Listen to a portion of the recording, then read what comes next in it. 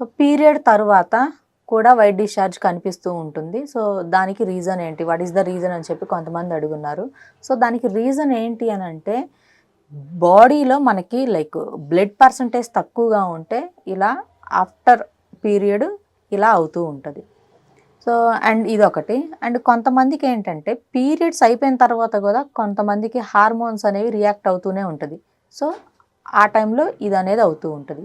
ఇలాగా 1 are 2, 3 days 1 week వరకు ఇలా వైట్ డిశ్చార్జ్ అయిపోయి మళ్ళీ తర్వాత కంట్రోల్ అవుతుంది. దానికి భయపడవలసిన పని లేదు.